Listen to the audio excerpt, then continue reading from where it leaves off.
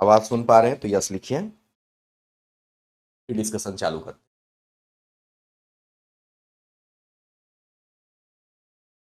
बहुत बढ़िया, आपने यस लिख दिया। चलिए, आपके सामने एक क्वेश्चन है कि भारतीय संविधान के अनुच्छेद 17 का संबंध है। हम आपको एक राय देंगे। अनुच्छेद 1 से लेकर के 50 तक कम से कम लगातार आप याद रखने का प्रयास जरूर करिएगा, और बीच में जो इंपॉर्टेंट है उसको भी याद रखना होता है। यहाँ पे जो क्वेश्चन है कि भारतीय संविधान के अनुच्छेद 17 का संबंध है, तो अनुच्छेद 17 में जो है वो अस्पृश्यता का अंत, यानी कि छुआछूत का अंत कहा गया है। छुआछूत का अंत तो जीवन के मूल अधिकार से है, होगा नहीं। स्वतंत्रता के मूल अधिकार से है, ये भी होगा नहीं। शिक्षा एवं संस्कृति के मूल अधिकार से, इसका जो आंसर है वो ई होगा। इसका आंसर क्या होगा? इसका जो आंसर है वो ई होगा, याद रखिएगा। संविधान का वह पहला कथन जिसमें कोई देश अपने संविधान के बुनियादी मूल्यों और अवधारणाओं को स्पष्ट ढंग से कहता है, क्या कहलाता है? चलिए, उसको हम क्या कहते हैं? तो याद रखिएगा, उसको हम कहते हैं प्रस्तावना। क्या बोलते हैं? तो हम प्रस्तावना कहते हैं।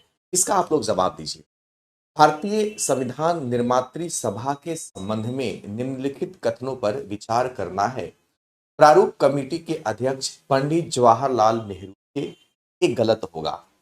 क्यों? क्योंकि प्रारूप कमेटी या प्रारूप समिति के जो अध्यक्ष थे वी आर अम्बेडकर। कौन थे? अम्बेडकर साहब थे। दूसरा ऑप्शन कहता है कि संविधान सभा में 3 वर्षों में कुल 114 दिनों की गंभीर चर्चा हुई थी, ये गलत है। 165 दिनों की, याद रखिएगा, नोट करके याद रखिएगा कि चर्चा हुई थी कितना दिन। तो चर्चा हुआ था 165 दिन। तो कहिएगा सर 114 दिन क्या हुआ था?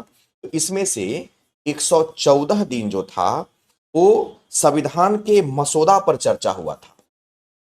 संविधान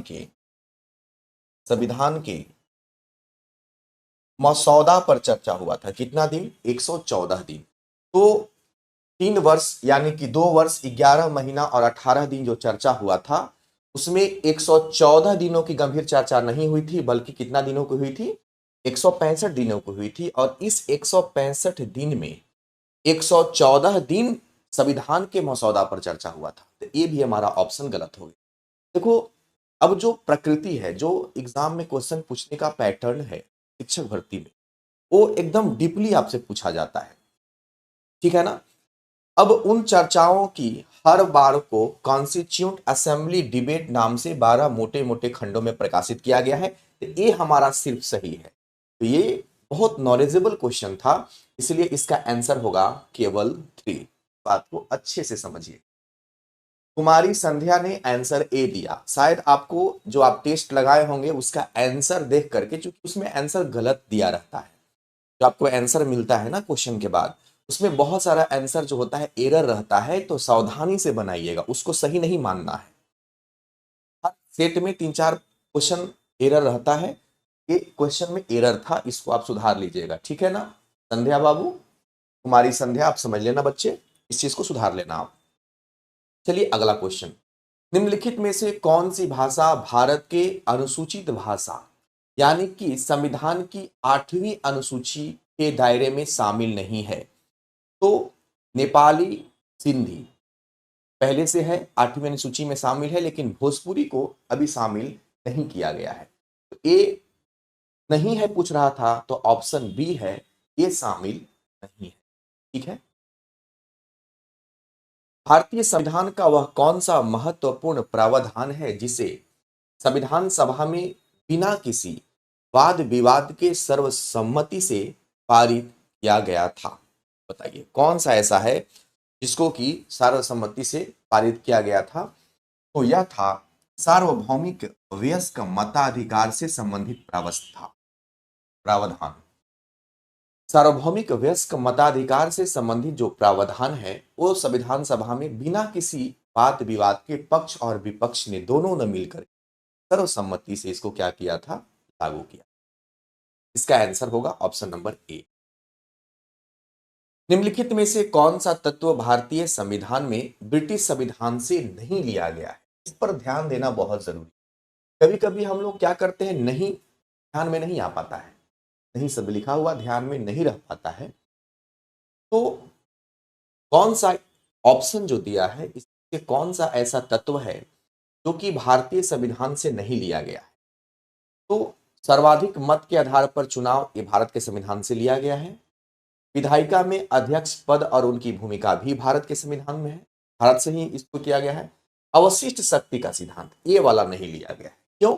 अवशिष्ट शक्ति का जो सिद्धांत है यह भारत के संविधान में कनाडा से लिया गया है। इस बात को समझ, कहां से लिया गया है? यह कनाडा से लिया गया है। तो इसका आंसर होगा सी। अच्छा क्वेश्चन आया है कि संपत्ति के अधिकार को मौलिक अधिकार की सूची से बाहर निकालकर संविधान में कहां प्रतिस्थापित किया गया? आपको हम बता दें कि पहले मौलिक अधिकार, अभी तो 6 है, लेकिन पहले 7 मौलिक अधिकार हुआ करता था। 7वां जो मौलिक अधिकार था, संपत्ति का अधिकार, उसको मौलिक अधिकार से हटा दिया गया और उसको अनुच्छेद 300 क में रखा गया। वही आपसे पूछ रहा है कि संपत्ति के अधिकार को मौलिक अधिकार की सूची से बाहर निकालकर संविधान में कहां प्रतिस्थापित किया गया है? तो अनुच्छेद 300 क में किया गया। क्लियर है? चलिए, धन विधेयक के संबंध में विशेष प्रक्रिया का उपबंध भारतीय संविधान के किस अनुच्छेद में किया गया है? आप इसका जवाब दीजिए। इसका क्या आप सही जवाब दीजिए? क्वेश्चन नंबर 8 का आप सही जवाब क्या दीजिएगा वो बताइए। क्वेश्चन नंबर 8 का सही जवाब आप बताएंगे क्या? बताएंगे। इसका सही जवाब होगा अनुच्छेद 109। धन विधेयक के संबंध में विशेष प्रक्रिया का उपबंध।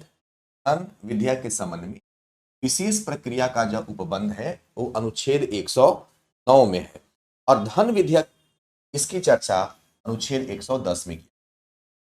धन विधेयक, याद रखिएगा, धन विधेयक जो है सिर्फ लोकसभा में पारित किया जाता है।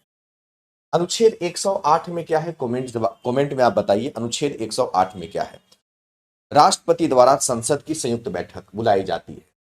याद रखेंगे, राष्ट्रपति द्वारा संसद की संयुक्त बैठक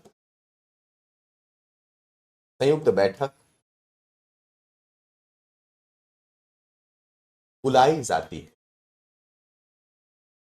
संयुक्त बैठक जो वो बुलाई जाती है। क्लियर है? आइए अगला क्वेश्चन। चलिए, बहुत अच्छा क्वेश्चन है, हम 5-10 सेकेंड का समय देंगे इस, ठीक है। संसदीय प्रणाली के अंतर्गत, इसके अंतर्गत संसदीय प्रणाली के अंतर्गत विधायिका के द्वारा कार्यपालिका पर नियंत्रण के तरीकों में कौन सा तरीका शामिल है? आपको बता दें, एक कार्यपालिका होता है, एक विधायिका होता है, एक न्यायपालिका होता है। तो विधायिका जो होता है ना, विधायिका जो है कानून बनाता है और विधायिका के द्वारा बनाए गए कानून को संचालन कौन करता है? तो कार्यपालिका। कार्यपालिका में कौन कौन आएंगे? तो कार्यपालिका में राष्ट्रपति आते हैं, उपराष्ट्रपति आते हैं, प्रधानमंत्री आते हैं, पूरा मंत्रिमंडल आता है। विधायिका में क्या कौन आएगा? लोकसभा आएगा, राज्यसभा। लोकसभा राज्यसभा ही तो मिलकर कानून बनाएंगे ना। तो वही क्वेश्चन कहता है कि संसदीय प्रणाली के अंतर्गत विधायिका के द्वारा कार्यपालिका पर नियंत्रण के तरीकों में कौन सा तरीका शामिल है? यानी कि विधायिका जो है कार्यपालिका पर किस प्रकार से नियंत्रण करता है? वित्तीय नियंत्रण करता है, बिल्कुल।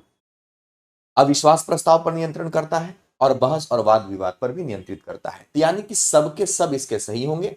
इसका आंसर होगा उपयुक्त में से एक से। प्रायः हम लोग कंफ्यूज हो जाते हैं, विधायिका क्या है, कार्यपालिका क्या है। विधायिका का मतलब होता है जो कानून बनाता है। लोकसभा राज्यसभा किसी भी विधेयक को पास करते हैं और राष्ट्रपति उस पर हस्ताक्षर करते हैं तो कानून बनता है। अगला क्वेश्चन, वरिष्ठतम न्यायाधीश को सर्वोच्च न्यायालय का मुख्य न्यायाधीश नियुक्त किया जाएगा, ऐसा किए जाने का क्या आधार है? बताइए। बताएंगे जल्दी से, अच्छा अच्छा क्वेश्चन है। देखो, वरिष्ठतम न्यायाधीश को सर्वोच्च न्यायालय का मुख्य न्यायाधीश नियुक्त किया जाता है, ऐसी एक परंपरा है। कहीं कोई लिखा हुआ नहीं है दस्तावेज में, बस एक भारत में परंपरा चला आ रहा है। तो इसका जवाब होगा एक विकसित परंपरा है, यानी कि भारत के संविधान में ऐसा होता आ रहा है, भारत में ऐसा होता आ रहा है कि वरिष्ठतम न्यायाधीश को ही सर्वोच्च न्यायालय का मुख्य न्यायाधीश, जैसे जो सबसे वरिष्ठ न्यायाधीश होते हैं उनको मुख्य न्यायाधीश बनाया जाता है, ऐसा परंपरा है। राष्ट्रपति के नजर में वो जो वरिष्ठ न्यायाधीश है वो कानून का ज्ञाता होना चाहिए, ये भी एक बात माना जाता है। इसका आंसर होगा एक विकसित परंपरा। ये कोई संसद में ऐसी कहीं बात लिखी हुई नहीं है, एक विकसित परंपरा है। चलिए, ये अच्छा क्वेश्चन है आपके सामने 11 को, लंबा है, इसको देख के डरना नहीं है। कथन ए और कारण आर पर विचार कीजिए और जो सही उत्तर है उसका चयन कीजिए। मूल अधिकारों के विपरीत होने पर सुप्रीम कोर्ट किसी कानून को निरस्त कर सकता है। देखो, मूल अधिकार किसके लिए बनाया गया है ये आपको जानना चाहिए। मूल अधिकार की अगर हम बात करें तो किसके लिए बनाया गया है? हम जनता के लिए बनाया गया है। तो मूल अधिकारों का अगर कोई भी विपरीत होता है, मूल अधिकारों के विपरीत होने पर सुप्रीम कोर्ट किसी भी कानून को निरस्त कर देती है, क्योंकि अधिकारों का रक्षा करना न्यायालय का हक है। हम लोगों को संविधान के द्वारा ही सारा अधिकार दिया जाता है और उसका रक्षा कौन करता है? तो न्यायालय करता है। तो मूल अधिकार का अगर हनन हो या मूल अधिकार पर कोई आघात करे, चोट करे, तो उसकी रक्षा कौन करेगा? न्यायालय करेगा। तो ये सही है। भारत के संविधान में न्यायिक पुनरावलोकन शब्द का प्रयोग किया गया है? नहीं। न्यायिक पुनरावलोकन जो है, भारत के संविधान में न्यायिक पुनरावलोकन शब्द का प्रयोग किया गया है। तो ये भारत में नहीं किया गया है, भारत के संविधान में है, लेकिन ये लिया गया है अमेरिका के संविधान से। इस पहले एक नोट याद रखिएगा, एक नोट आपको याद रखना है। भारत के संविधान में जो न्यायिक पुनरावलोकन है यह अमेरिका के संविधान से लिया गया है। कहां के संविधान से? ये अमेरिका के संविधान से लिया गया है। तो लेकिन किया गया है, भारत के संविधान में न्यायिक पुनरावलोकन शब्द का प्रयोग किया गया है। लिया कहां से गया है? अमेरिका के संविधान से लिया। ये तो दोनों सही हमारा हो गया, ए और आर दोनों सही है। तो ए और आर दोनों सही है, ठीक है। ए और आर दोनों सही है, लेकिन आर ए का सही स्पष्टीकरण नहीं है। दोनों अपने जगह पर सही है, लेकिन दोनों एक दूसरे का सपोर्ट नहीं कर रहा है। ये अलग बात लिखा हुआ है, ये दूसरा बात लिखा हुआ है। ये सुप्रीम कोर्ट के बारे में कह रहा है, और एक कहां से लिया गया है या भारत के संविधान में क्या यूज किया जाता है, ये दोनों अपनी जगह पे सही है। इस बात को अब ए भी, इसका भी आंसर आपका गलत दिया हुआ है। क्वेश्चन नंबर 11 का आंसर आपका सी दिया हुआ है, सावधान होइएगा। अगर आपको आंसर सीट मिला होगा तो वहां पे आप सब सावधान रहिए, क्योंकि जब भी आप सेट प्रैक्टिस करते हो तो हर सेट में मिस्टेक से 3-4 आंसर गलत हो जाता है सेट, है ना। तो हम, मेरा काम होता है ना उसको सुधारना और बताना। याद रखिएगा, न्यायिक पुनर्विलोकन अमेरिका के संविधान से लिया गया है। सुप्रीम कोर्ट के द्वारा संविधान के मूल या बुनियादी संरचना का सिद्धांत किस वाद में प्रतिपादित किया गया है? बताएंगे? तो ये याद रखना है, ये जो क्वेश्चन है आप इसको एक अपने पेज पर, हर सेट में 4-5 क्वेश्चन आता है, उसको नोट करना चाहिए आपको। सुप्रीम कोर्ट के द्वारा संविधान के मूल या बुनियादी संरचना का सिद्धांत केशवानंद भारतीय बनाम केरल राज्यवाद से क्या किया गया है? प्रतिपादित किया गया है। इसको याद रखना होगा, ठीक है ना। चलिए, यहां तक कोई दिक्कत किसी को नहीं है। कभी कभी पूछ देगा तो याद रखिएगा, ये 1973 में, ये विवाद कब हुआ था? 1973 में हुआ था। चलिए, क्वेश्चन नंबर 13 की बात करते हैं, ठीक है ना। क्वेश्चन नंबर 13 की बात करते हैं। चलिए,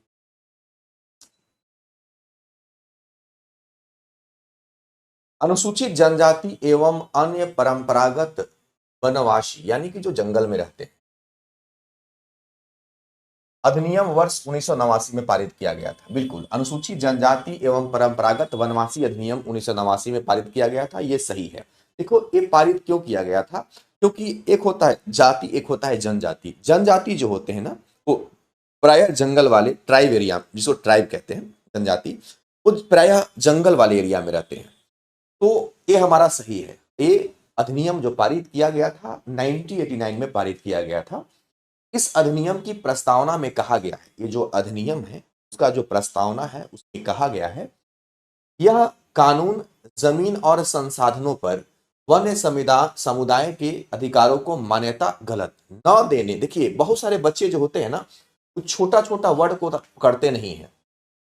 मान्यता देने के कारण, मान्यता देने के लिए इसको 1989 में अधिनियम को लाया गया था, लेकिन यहां पे एक छोटा सा वर्ड घुसा दिया है न देने के कारण, जिसकी वजह से ये ऑप्शन हमारा गलत हो जाता है। ये ऑप्शन हमारा गलत हो जाता है। तो इसका आंसर क्या होगा? ऑप्शन नंबर 1 होगा। निम्न कथनों पर आपको विचार करना है। क्वेश्चन नंबर 14 बहुत अच्छा क्वेश्चन है। जब संसद का सत्र चल रहा होता है तो उसमें सबसे पहले शून्यकाल आता है, ये गलत है। देखो नोट करके आप इस क्वेश्चन पे विशेष करके ध्यान देना, सबसे पहले शून्यकाल नहीं आता है, सबसे पहले प्रश्नकाल आता है और इसके तुरंत बाद आता है शून्य। इस बात को याद रखिए, बहुत इंपॉर्टेंट बात है, इसको आपको पता होना चाहिए। क्लियर है ना?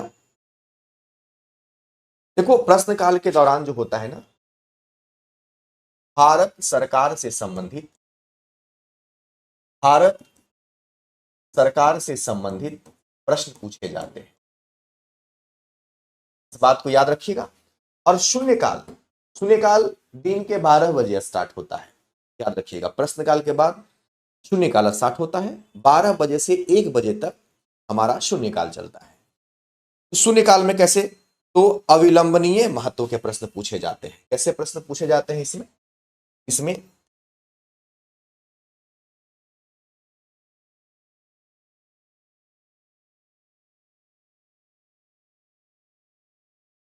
इसमें अविलंबनीय प्रश्न पूछे जाते हैं शून्यकाल में। तो इसको एकदम आपको दिमाग में रखना है। अब आते हैं हम लोग प्रश्न की ओर, है ना? क्या सही है? तो जब संसद का सत्र चल रहा होता है तो उसमें सबसे पहले शून्यकाल होता है। क्या यह सही है? बताएंगे। क्या यह सही है? क्या शून्यकाल सबसे पहले आता है? नहीं, सबसे पहले प्रश्नकाल आता है। शून्यकाल के दौरान संसद सदस्य ऐसे मुद्दे उठाते हैं जिसके जरिए सरकार के कामकाज के बारे में जानकारियां हासिल होती। तो सरकार के कामकाज के बारे में नहीं होती है, बल्कि अविलंबनीय प्रश्न पूछे जाते हैं इसमें। तो सत्य कथन कौन सा है? इसमें सत्य कथन कोई नहीं है, बात को याद रखिएगा। इसमें सत्य कथन कोई नहीं है। क्लियर है?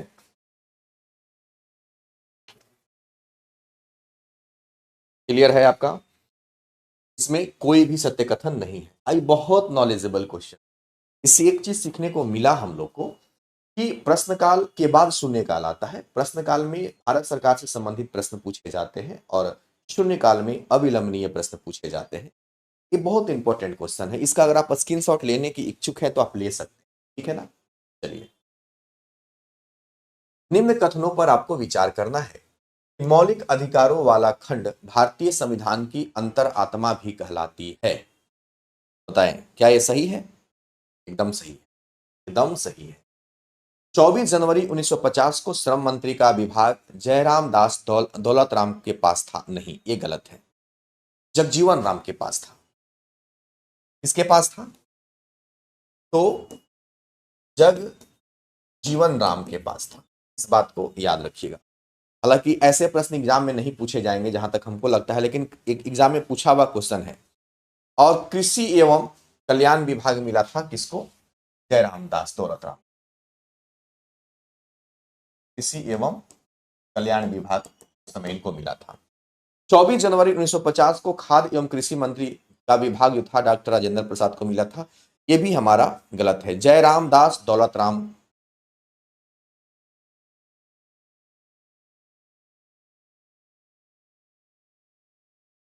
ये तो हो ही गया ना। कृषि खाद्य एवं कृषि मंत्री किसको मिला था? देखिए यहाँ पे लिखिए दिए हैं, हो गया। तो इस क्वेश्चन में आपको सही चीज ढूंढना था। फिर से देख लीजिए। निम्न कथनों पर विचार कीजिए। मौलिक अधिकारों वाला खंड भारतीय संविधान की अंतरात्मा भी कहलाता है। सही है। 24 जनवरी 1950 को श्रम मंत्री का विभाग जयराम दौलतराम के पास था, ये गलत है। श्रम का विभाग जो था जगजीवन राम के पास था।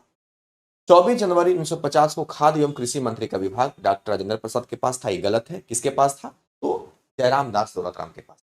बहुत इंपॉर्टेंट क्वेश्चन है, इसमें सिर्फ एक सही होगा, ए और ए हमारा गलत होगा। अगला क्वेश्चन, भारत में राष्ट्रीय मानवाधिकार आयोग का गठन कब हुआ? 12 अक्टूबर 1993 को। कब हुआ था? 12 अक्टूबर 1993 को हुआ था। मंत्री परिषद के कौन से समूह के मंत्री शीर्ष समूह में माने जाते हैं? उप मंत्री, राज्य मंत्री या कैबिनेट मंत्री? कैबिनेट मंत्री सबसे बड़ा मंत्री का समूह होता है। कैबिनेट मंत्री में क्या होता है कि प्रधानमंत्री कि वैसे मंत्री साथ में होते हैं जो अपना निर्णय स्वयं ले सकते हैं, जैसे रक्षा मंत्री, वित्त मंत्री, आया बात समझ में, गृह मंत्री, और साथ में प्रधानमंत्री होते हैं। जो बड़े बड़े मंत्री होते हैं और साथ में प्रधानमंत्री होते हैं, जो एक समूह बनता है उसको कैबिनेट मंत्री कहते हैं। सारे मंत्रियों में से कैबिनेट मंत्री का समूह सबसे पावरफुल और शीर्ष स्थान पर माना जाता है। निम्नलिखित में से कौन बहुमत समाज पार्टी के संस्थापक हैं? तो मायावती अभी इनके संरक्षक हैं, लेकिन इनके पिताजी काशीराम हाथी छाप इनका सिंबल है। काशीराम जो है बहुजन समाज पार्टी के संस्थापक रहे हैं। एमनेस्टी इंटरनेशनल क्या है? देखो, सबसे पहले एमनेस्टी इंटरनेशनल का गठन आपको जानना चाहिए। 1961 में इसका गठन हुआ। 1961 में गठन हुआ और इसका जो मुख्यालय है ये लंदन में है। इसका मुख्यालय कहाँ है? इसका मुख्यालय जो है वो लंदन में। अभी है क्या, तो इसके बारे में एक बात आप याद रखिएगा कि ये जो है मानवाधिकार को लेकर के एमनेस्टी इंटरनेशनल काम करती है।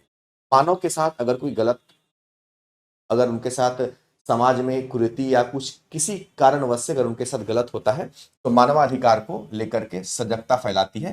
कौन? एमनेस्टी इंटरनेशनल इससे संबंधित है। पंचायती राज व्यवस्था अपनाई गई थी तो लोकतंत्र की शक्तियों को विकेंद्रीकरण करने के लिए। और कमेंट में लिखेंगे कि सबसे पहले पंचायती राज व्यवस्था लागू कहां किया गया था? निम्नलिखित में से कौन सा संविधान संशोधन यह कहता है कि ग्राम पंचायत में 1/3 सीटें महिलाओं के लिए आरक्षित किया गया है? तो यह था 73वां संविधान संशोधन जो कि 1992 में हुआ था। इसमें कोई भी ऑप्शन में नहीं है, इसका आंसर हो जाएगा ई, उपयुक्त में से कोई नहीं। पंचायती राज प्रदान करता है, पंचायती राज क्या प्रदान करता है? इजी थोड़ा सा आपके सामने ऑप्शन है, आप बताने का प्रयास करेंगे। चलिए,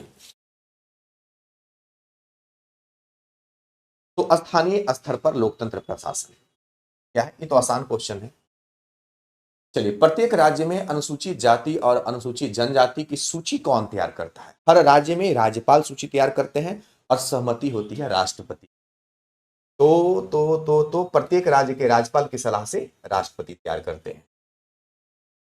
भारतीय संविधान के किस भाग में अल्पसंख्यकों के लिए विशेष प्रावधान किया गया है? तो वह है भाग 3 जिसको कहते हैं मौलिक अधिकार। क्या कहते हैं? मौलिक अधिकार। वर्तमान में मौलिक अधिकार 6 है, याद रखिएगा। तो इसकी चर्चा कहां किया गया है? भाग 3। भाग 2 में क्या पढ़ना है? तो भाग 2 में हमको नागरिकता के बारे में पढ़ना है और 4 में हमको पढ़ना है नीति निर्देशक तत्वों के बारे में। नीति निर्देशक तत्व जो है यह आयरलैंड से लिया गया है। कहां से लिया गया है? आयरलैंड के संविधान से। निम्नलिखित में से किस एक दबाव समूह का माना जाता है? बताएंगे। Question number 25। Question number 25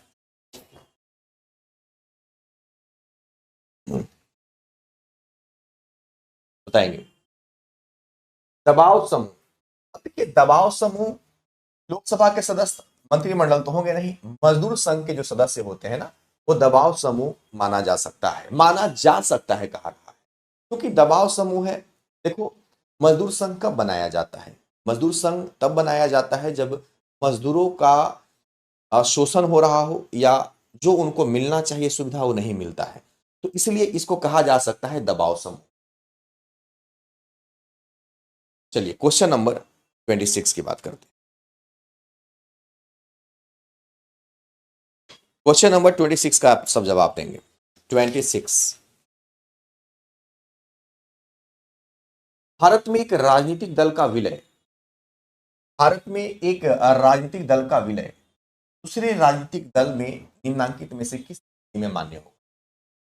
Bharat की जो राजनीतिक पार्टी है, एक पार्टी दूसरे पार्टी में मिल जाती है, आखिर कौन सा ऐसा कंडीशन होता होगा कि दो पार्टी एक में मिलता होगा?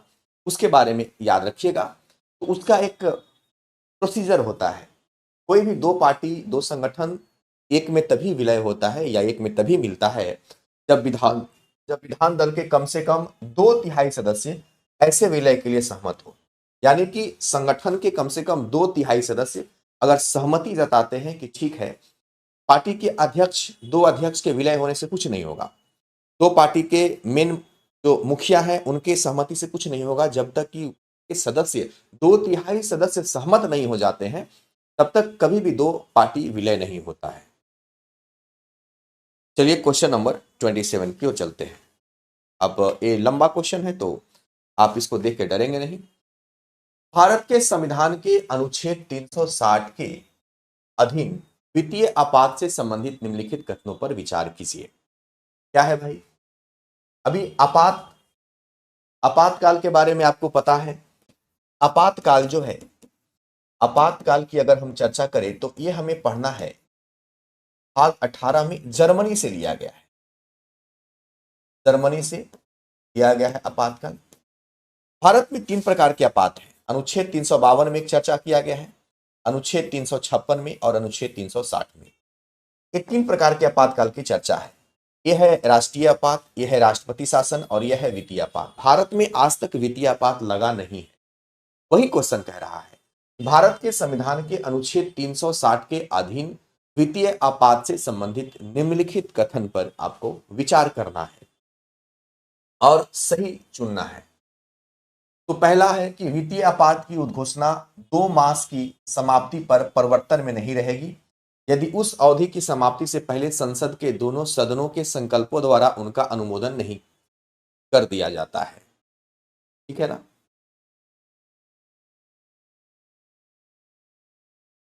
यदि वित्तीय आपात परिवर्तन में हो तो भारत का राष्ट्रपति संघ के कार्यकलाप के संबंध में सेवा करने वाले सभी या किसी वर्ग के व्यक्ति के, परंतु जिसके अंतर्गत उच्चतम न्यायालय तथा उच्च न्यायालय के न्यायाधीश नहीं आते हैं, वेतन और भत्तों में कमी करने के लिए निर्देश में सक्षम है। गलत बात है। देखो, वित्तीय आपात अगर लागू होता है तो कभी भी आप किसी के वेतन भत्ता को नहीं काट सकते हैं, गलत है। तो एक ऑप्शन जो हमको दिख रहा है पहला, ये तो एकदम सीधे गलत हो गया, क्योंकि अगर वित्तीय परिवर्तन या वित्तीय आपातकाल चलता है, वित्तीय आपातकाल लगता कब है? देखो, वित्तीय आपातकाल भारत में या किसी भी देश में, रंजीत कहते हैं कि सर आप बीएसएससी का पढ़ा नहीं रहे हैं, क्यों? प्लीज प्लीज, आपका तबीयत कैसा है? मैं बिल्कुल फिट फाट है हम, और अभी समय का अभाव है जिसके वजह से अभी कुछ है, इसके वजह से हम और क्लास भी नहीं ले पा रहे हैं। तो डिस्कशन मजबूरी है, पॉलिटी पढ़ाना होता है तो लेना पड़ता है, इसके वजह से डिस्कशन ले रहे हैं हम, और बाकी अभी फिलहाल कोई क्लास हम नहीं ले रहे। देखो, सबसे पहले वित्तीय आपात लगता कैसे है? देखो, वित्तीय आपात का सबसे अच्छा उदाहरण पड़ोसी देश श्रीलंका है। वित्तीय आपात तब लगता है जब पैसे की किल्लत किसी भी राष्ट्र में होती है। जैसे भारत में अगर पैसे खत्म हो जाए तो वित्तीय आपात लगाया जाता है। लेकिन क्या अगर भारत में पैसा खत्म खजाने में हो जाएगा तो क्या यहाँ पे काम करने वाले जो भी कर्मचारी हैं, क्या उनका वेतन भत्ता काट लिया जाएगा? क्या नहीं ना काटा जाएगा। तो एक इसलिए गलत हो गया। अब इस पे आते हैं, एक वो बचा है ये वाला, वित्तीय आपात की उद्घोषणा 2 मास की समाप्ति पर परिवर्तन में नहीं रहेगी यदि उस अवधि की समाप्ति से पहले संसद के दोनों सदनों के संकल्पों द्वारा उनका अनुमोदन नहीं कर दिया जाता है। देखो, मान लीजिए कि वित्तीय आपात की जो उद्घोषणा है कि वित्तीय आपात लागू कर दिया गया भारत में, तो 2 माह की समाप्ति पर परिवर्तन में नहीं रहे। अगर 2 माह समाप्त होते होते 2 माह, मान लो कि आज भारत में पैसे की क्राइसिस हो गई है और वित्तीय आपात उद्घोषित, हाँ, तो वही हम बता रहे थे कि वित्तीय आपात जो होता है ना, वो ये कहा गया है कि जब भी देश में वित्तीय आपात लागू होता है तो 2 माह की समाप्ति से पहले, मतलब 2 माह की अगर लागू कर दिया गया है तो 2 माह होते होते तक संसद के दोनों सदनों का, हाँ, मतलब उनका इच्छा होना चाहिए। ठीक है। भारतीय संविधान के अनुच्छेद 344 के तहत प्रथम राजकीय भाषा आयोग का गठन हुआ था 1955 में, याद रखिएगा। कब हुआ था? 1955 में। और जेवी खैर की अध्यक्षता में। एक बहुत वीवीआई क्वेश्चन है ये आपका, जो है क्वेश्चन वीवीआई है, सारे एग्जाम में पूछे जाते हैं। भारतीय संविधान के अंतर्गत अवशिष्ट अधिकारों का अर्थ क्या है? देखो, अवशिष्ट अधिकारों का अर्थ होता है कि वैसा अधिकार जिसका प्रयोग केंद्रीय सरकार और राज्य दोनों मिलकर के करती है। अवशिष्ट शक्ति या अवशिष्ट अधिकार केंद्र सरकार भी और राज्य सरकार दोनों की सहमति से होता है, इस बात को याद रखिएगा। निम्नलिखित में से कौन सा भारतीय संविधान की 7वीं अनुसूची के संघ सूची के अंतर्गत नहीं आता है? तो पहले देख लेते हैं आता क्या क्या है। बैंकिंग आता है, डाक तार आता है, ये नहीं आता है। तो आंसर हो जाएगा यही वाला, चूंकि नहीं पूछा था। क्लियर है ना? बैंकिंग, डाक तार, ये दोनों संघ सूची में आता है। मादक लिकर ये राज्य सूची के अंतर्गत आता है। चुनाव आयोग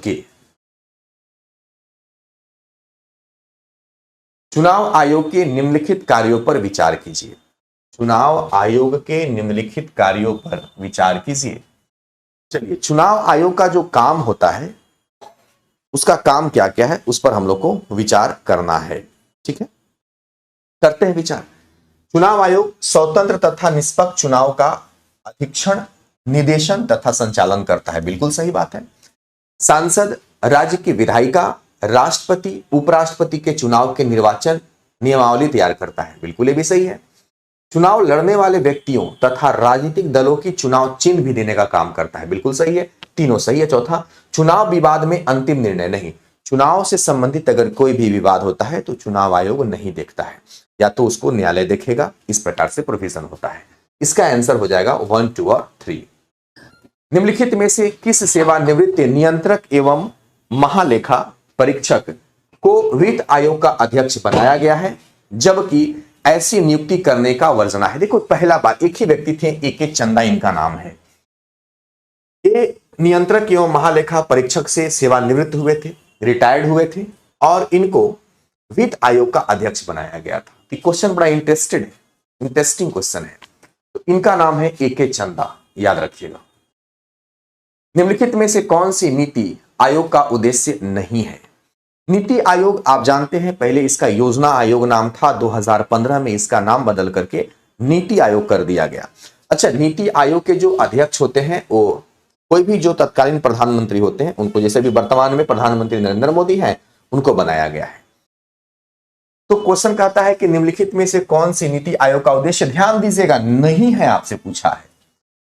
यह विकास प्रक्रिया के लिए महत्वपूर्ण दिशा और कार्य निगत सूचना उपलब्ध करता है। ये तो है, लेकिन क्वेश्चन में पूछ रहा है कि कौन नहीं है, लेकिन ये तो है। यह नीति के प्रमुख तत्व उपलब्ध करने में चिंतक मंडल के रूप में कार्य करता है। भी सही है। यह कार्यक्रमों के कार्यान्वयन व निगरानी रखता है और उनका मूल्यांकन भी करता है। ये भी सही है। यानी कि पूछा था नहीं और है सब सही जवाब। इसका मतलब हो गया कि इसमें से कोई भी ऐसा नहीं है जो गलत है। इसका जवाब होगा उपयुक्त में से कोई नहीं। उपयुक्त में से कोई नहीं है जो नहीं है। इसका आंसर होगा ई। अखिल भारतीय सेवाओं का सृजन कौन करता है? तो याद रखिएगा कि 2/3 बहुमत से राज्यसभा करता है। अखिल भारतीय सेवाओं का सृजन करने का काम किसका होता है? राज्यसभा का होता है। ये सब जो ऐसे कुछ प्रश्न होते हैं जो एकदम आपको याद होना चाहिए, वन लाइनर के फॉर्म में याद होना चाहिए।